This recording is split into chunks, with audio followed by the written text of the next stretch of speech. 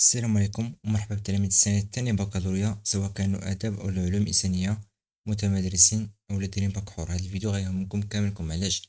لأنني غادي نشتغل معكم أول مطلب اللي كاين في العرض، أولا جوج مطالب الأولى اللي كتكون في العرض. حيت ديجا دابا غادي نخدمو على إن شاء الله ساليت معكم النص نظري، غادي نشتغل معكم منهجية النص التطبيقي. خدمت معكم المقدمة ديال النص التطبيقي، دابا غندوزو للعرض، يعني غنخدمو مطلب بمطلب، يعني سؤال بسؤال بسؤال مع الأمثلة، حيت بالأمثلة يتضح البرهان. اون فوا غنسالو جميع الأسئلة غنجمعهم لكم في منهجية واحدة إن شاء الله. وغير باش تكون في راسكم، راه هاد المنهجيات اللي غادي نخدم معكم إن شاء الله، راه في كل فيديو كنوريكم النقاط اللي خدموا بالمنهجيات اللي حطيت لهم شحال جابوا الوطني. إذا باش بلا ما نطول عليكم غنرجعو للولا تشوفوا الشكل ديال القصيدة كتحط على هاد الشكل كيف ما كتشوفوا. هذا واحد النموذج للامتحان الوطني الدورة العادية كيف ما كتشوفوا سنة 2016 ديال شعبة الآداب والعلوم الإنسانية مسلك الآداب.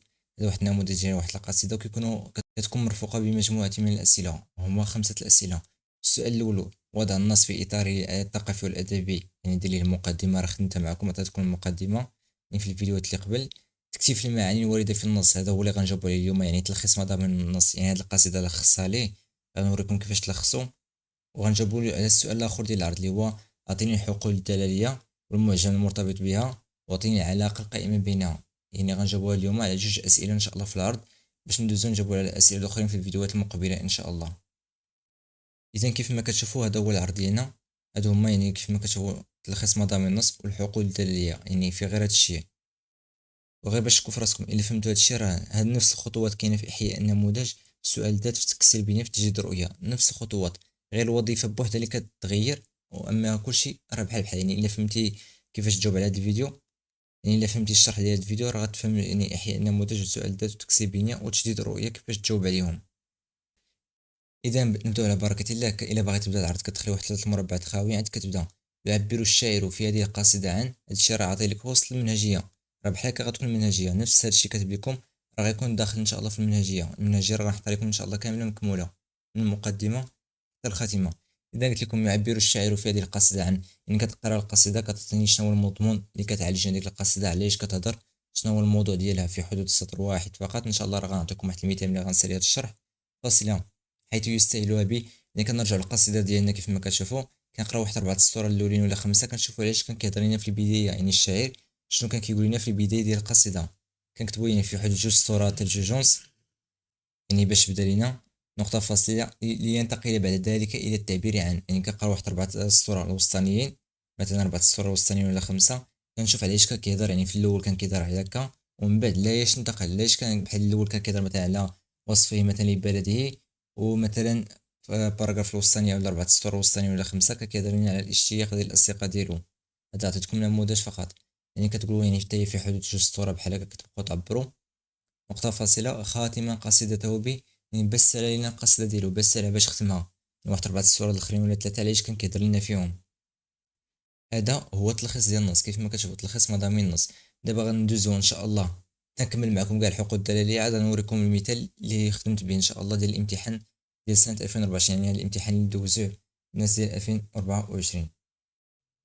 بالنسبه لا يعني فاش كنساليو تلخيص مضامين النص كنبغيو نجاوبو على الحقول الدلاليه، الا بغينا نجاوبو عليها كنرجعو للسطر، كنخليو مربع واحد فقط، يعني كاضافه جماليه وتزيينيه للورقه ديالنا، يعني باش تكون الورقه ديالنا منظمه، يعرف المصحح بلي سالينا المطلب الاول وغندوزو نجاوبو على المطلب الثاني. وكنبداو على هذا الشكل. وبناء على القراءه الافقيه للقصيده يمكن تقسيم معجم النص الى حقلين دلاليين. اش كيقصدوا بالحقول؟ هي بحال قلتي واحد الموضوعات او التيمات اللي مهمه في القصيده، مثلا مهمين موضوع المعاناه، موضوع الاشتياق، موضوع مثلا الطبيعه، هادو هما الموضوعات اللي كيكونوا مهمين مثلا. كيف ما كتشوفوا قلت لكم حقلين دلاليين هما او اكثر، يعني انت كتقرا القصيده مزيان باش تعرف شحال من حقل مهمين، واش جوج او 3. غالبا كيكونوا جوج، يعني غتقول نيشان يمكن تقسم معجم النص الى حقلين دلاليين هما، كدير 2 نقط وكتبدا. هاد او اكثر ما تكتبهاش، حيت الا كانوا كثر غتقول 3 حقول دلاليه، تمنى ان هادشي يكون مفهوم. وكتبدا حقل دال على، مثلا قريتي القصيده مزيان شتي ان حقل المعاناه هو اللي مهم، يعني الشاعر كيشكي بزاف كيعاني بزاف، كتقول حقل دال على المعاناه. ومن الالفاظ والعبارات الداله عليه كتخرج شي 5 الكلمات المضمون، يعني فيهم كلمه ديال المعاناه من القصيده، بحال اشكي، ابكي، اعاني، دموعي، يعني كلمات كيلخصوا لنا الموضوع ديال المعاناه. كتكتبهم هنايا. كدير فاصلة، وحقل دال على مثلا الحالة النفسية للشاعر أو لا على الطبيعة مثلا. ومن الألفاظ والعبارات الدالة عليه نجد مثلا بحال تقول النسيم، الهواء، الأشجار، يعني كلمات كيدلوا على مثلا الطبيعة والعلاقة بين الحقل. المهم هنايا ركزوا معايا مزيان، دابا راه وصلنا هنا، ركزوا معايا. كيف ما شفتوا هذا الإطار الأحمر كاتب لكم العلاقة بين الحقلين، يعني في السؤال يا إما كيقول لك أعطيني العلاقة بين الحقلين أو لا العلاقة بالحالة النفسية للشيء. إذا رجعنا لهذا الامتحان شنو كاين فيه؟ يقول أعطيني وإبراز العلاقة القائمة بين، يعني يقول لك أعطيني العلاقة بين الحقول. يعني ردوا البال، بعض المرات كيقول لك أعطيني العلاقة بالحالة النفسية للشاعر، بعض المرات العلاقة بين الحقول. حنا غنجاوبوا عليهم بجوجهم. إلا قال لك أعطيني العلاقة بين الحقلين غتجي تكتب لي هذا الشيء. والعلاقة بين الحقلين هي علاقة واش ترابط وتكامل ولا تضاد وتعارض وتنافر، ياك، مع هيمنة الحقل الدلالة. باغي تكتب هاد الهيمنة اكتبها، يعني شكون مهيمن، واش مهيمن مثلا حقل المعاناة ولا حقل الطبيعة، باغي تكتبها اكتبها، ما بغيتيش بلاش، ماشي ضروري. غادي تقول لي أن الشاعر علاش، مثلا قلتي أنت، إلا قلتي دابا أنت مهيمن حقل المعاناة علاش، لأن الشاعرة علاش مهيمن داك حقل المعاناة، نقطة فاصلة. أما إلا كانوا طلبوا منكم في السؤال أعطيني الحالة النفسية للشاعر، يعني ما عطاكمش العلاقة بين الحقل، يعطاكم هذا الشيء الحالة النفسية للشاعر، غتجي تقولي واحد حقلان يعكسان الحالة النفسية للشاعر وما يعيشه من مثلا معاناة أو لا اشتياقه إلى أصدقائه أو لا، يعني شنو هو المضمون ديال النص، علاش كنوضف لينا داك الحقل. إذا كنوصلو هنايا كنرجعو للسطر. إذا ملي كنسالو كنرجعو للسطر باش نعطيو الوظيفة اللي مهمة وبزاف تلا ملي كيقلبوا على المنهجية الجايزة ما كتكونش وكتضيع عليهم بعض النقط هباء منثورا.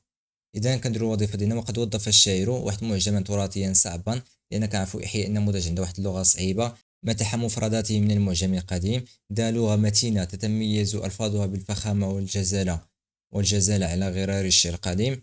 ومثال ذلك كتخرج شي 5 كلمات من القصيدة صعابين انت براسك ما فهمتيهمش، اولا انت براسك ما فهمتيهمش، يعني شي كلمات، يعني كنبغي نبين للمصحح بلي هاد الشاعر وظف لنا الكلمات ديال احياء النموذج لكلمات قاصحين وصعابين.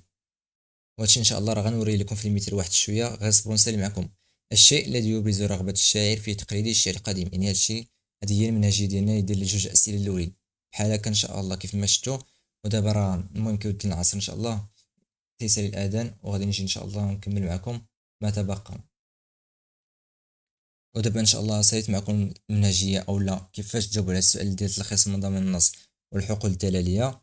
دابا غادي ناخذوا واحد المثال ديال الامتحان الوطني اللي كنت قبل ديال سنه 2024، وغادي نخدموا يعني براتيك في تلخيص مضامين النص والحقول الدلاليه لان بالمثال يتضح البرهان. اذا دابا كيف ما كتشوفوا هذا التطبيق لداكشي اللي خدمنا قبيله. كيف ما شفتوا هذه هي المنهجيه اللي شرحت لكم ديال كيفاش تجاوبوا على السؤال الاول في العرض والثاني اللي هو تلخيص مضامين النص والحقول الدالية. يعني هادشي اللي خاوي هو اللي غادي نعمر هنا باش تفهموا نتوما. كيف ما شفتوا العمارة ديالو هي هادشي بالزرق اللي داكن، هذيك هي العمارة اللي عمرتها انا. باش ما نطولش عليكم وغنبدا نيشان. يعبر الشاعر في هذه القصيدة عن حزن العميق لفقدان الإمام، مذكرا بفضائله وأفضاله عليه، ويصف الفراغ الكبير الذي تركه في حياته. هذا هو تلخيص ديال القصيدة كاملة اللي كنت كتهضر عليها، حيث يستهل، يعني باش بداهم، بحزنه العميق لفقدان الإمام الذي كان له مقام خاص في قلبه، حيث يشعر بفراغ كبير وغياب للقيم النبيلة بعد رحيله، فاصلة، ويرى أن الحساد يشمتون في مصابه، نقطة فاصلة، لينتقل بعد ذلك إلى التعبير. دابا في الوسط وصلنا للباراجراف الوسطانية عن، يعني علاش كان كيهضر لنا في الوسط عن فضائل الإمام الراحل، ويصفه بأنه كان يجود بالخير ويصنع المعروف، حيث شبه يديه بالنبع في كرمها وجودها. كما يوضح أنه شخصيا استفاد كثيرا من فضائل الإمام ويدعو الآخرين ليسألوه عن ذلك. خاتما قصيدته يبسرها بشعوره باليتم بعد فقدان الإمام الذي كان يسنده ويحميه، بالإضافة إلى التعبير عن أمنيته لو أنه كان هو الميت بدلا من الإمام، ويؤكد أن فقدانه ترك فراغا لا يمكن ملؤه، فضلا عن تعهده بإيفاء حق الإمام بالرثاء، معبرا عن حزنه العميق والألم الذي يصدع قلبه. إذا كيف ما كتشوفوا هذا هو تلخيص ديال القصيدة كاملة، وغتاخدوا عليه جوج نقاط، لأن تلخيص مضامين النص عليه غير جوج نقاط في الوطني ولا في الفرد. وغندوزو دابا نجاوبو على المطلب ديال الحقول الدلالية بسرعة باش ما نطولش عليكم الفيديو أكتر. وبناء على القراءة الأفقية للقصيدة يمكن تقسيم معجم النص إلى حقلين دلاليين، هما حقل دال على الحزن والرثاء، يعني البكاء، ومن الألفاظ والعبارات الدالة على هذا الرثاء شنو هي؟ الدم، مات، الأسى، الحسد، شللا، الحزن. وحقل دال على الفضائل، شنو هما هاد الكلمات اللي كيدلوا عليها؟ ومن الألفاظ والعبارات الدالة عليه نجد يواسيني، يكلأني، الجميل، أبو الحسن ولا أبو الحسني.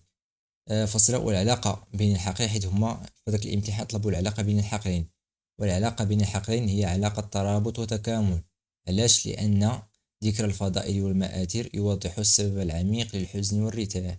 دابا غندوزو آخر حاجة اللي بقات لنا هي الوظيفة ديال الحقول الدلالية. وقد وظف الشاعر معجما تراثيا صعبا ما تاح مفرداته من المعجم القديم. ذا لغة متينة تتميز ألفاظها بالفخامة والجزالة على غرار الشعر القديم. ومثال ذلك هذوما الكلمات اللي وظفهم قاصحين: الأجا، بزعا، جدعا، أقفرت. الشيء الذي يبرز رغبة الشاعر في تقليد الشعر القديم. احنا دابا سالينا جوج هاد المطالب. الحقول الدلالية عليها 3 نقاط، تلخيص مضامين النص عليهم 2 نقاط. يعني انت جاوبتي على 5 نقاط، زيد على المقدمة عندك فيها 2 نقاط، هي 7 نقاط. هادشي الله وصلنا في البداية، مزال ما دخلنا الأسئلة الأخرين. نتمنى ان شاء الله انني نكون حاولت نبسط لكم هادشي قدر المستطاع. وإلا كنت وصلتي حتى لهاد اللقطة وكتسمع هاد الصوت لأول مرة، ما تنساش انك تشترك في القناة سواء على باج الفيسبوك ديالنا ولا لاشين يوتيوب ديالنا. ولا عندك اي تساؤل كيف ما كنزل لي كومونتير السؤال، وغنجاوبك ان شاء الله بصدر رحب. وما تنساش تبارطاجي الفيديو مع الاصدقاء ديالكم، راه فاش كنشوفكم كتبارطاجيو وكتنزلوا كتخليو دوك الكومونتيرات الزوينين، هادشي راه كيشجعني باش انا نزيد نستمر ونشر لكم المزيد ان شاء الله. والسلام عليكم.